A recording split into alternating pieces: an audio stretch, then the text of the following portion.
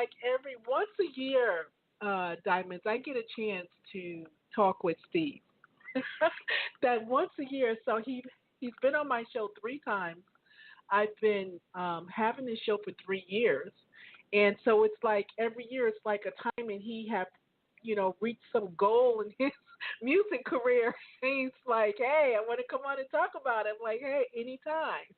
So why don't you tell us about this latest goal that you have reached?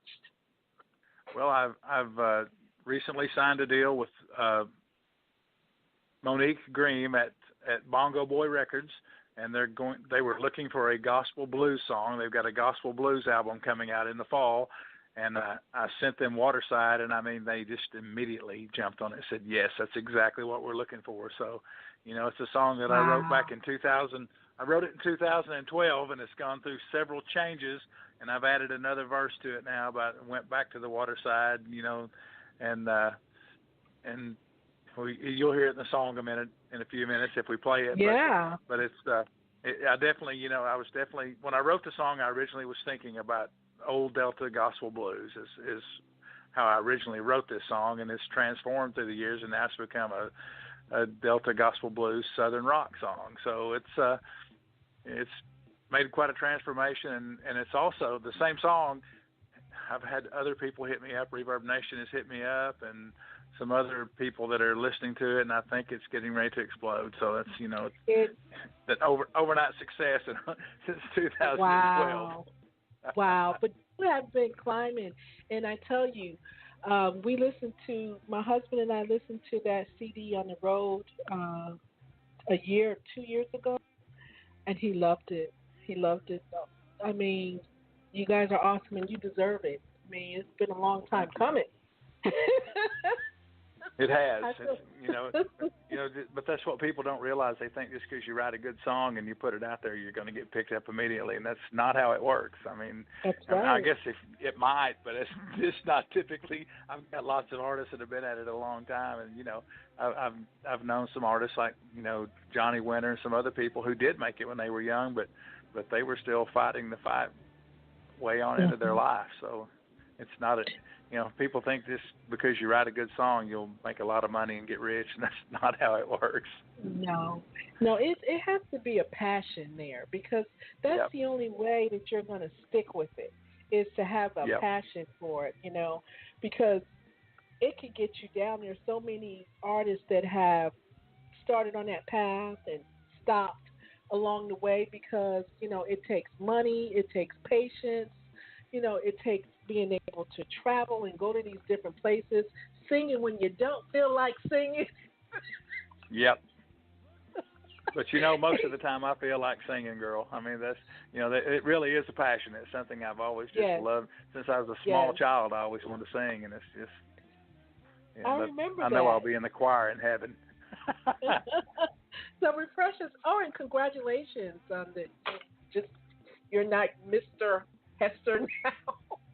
You got married and beautiful wife. Did. And very. And she's just as beautiful on the inside as she is on the outside. She is a wonderful lady.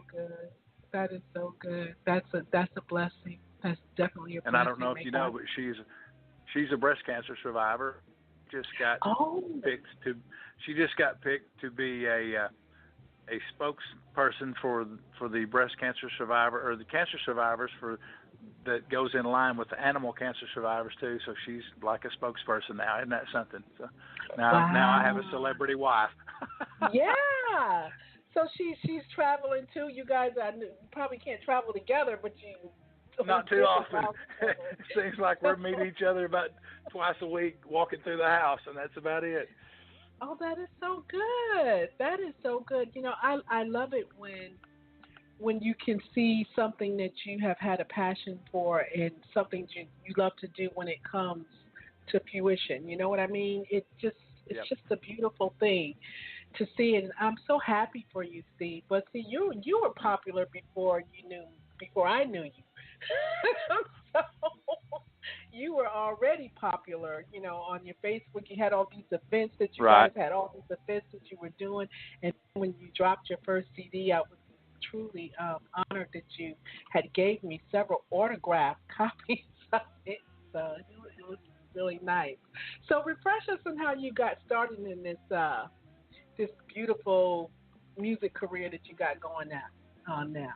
Golly, I started playing music actually when I was about 9 years old. I got a trumpet and started learning to play it, and then a bass guitar. I played in the high school band and junior high school band, and then of course I've been singing since I could walk. So I just got started. Then when I was 15, I played in a local rock band at a little dairy bar every weekend, 2 nights a weekend.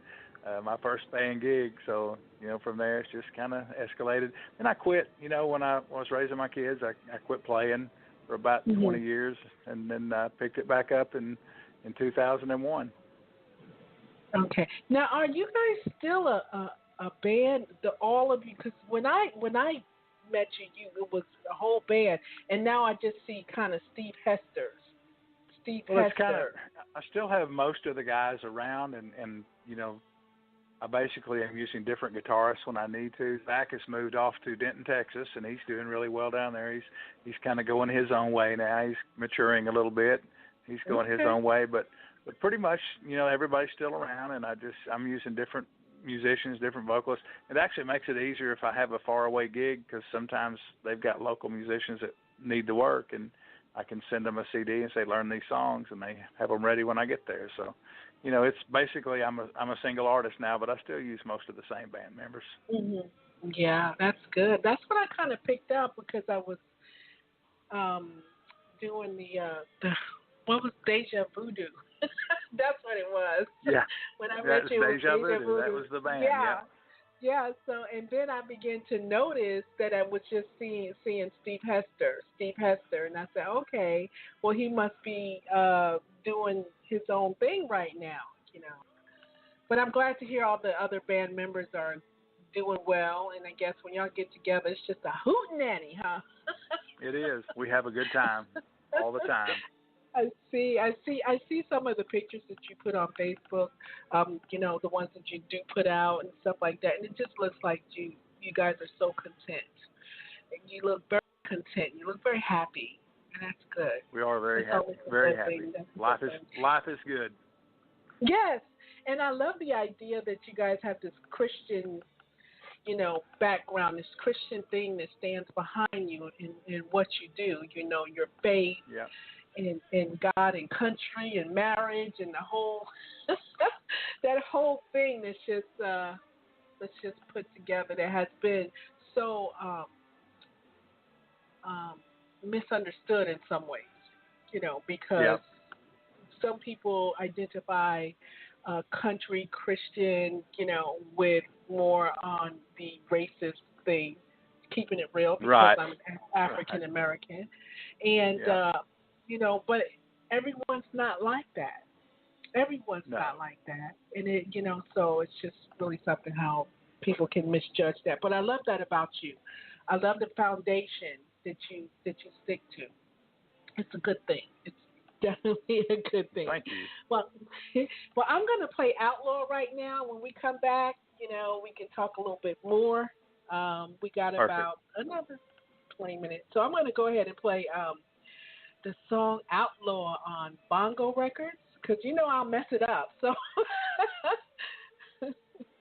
here we go. Here's Outlaw with Steve Hester. Waterside, the Outlaw version. See, I told you I'd mess it up. There it is.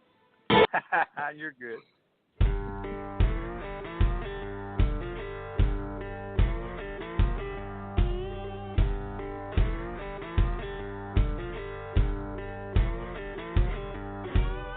I went down to the waterside, tried to cleanse my soul.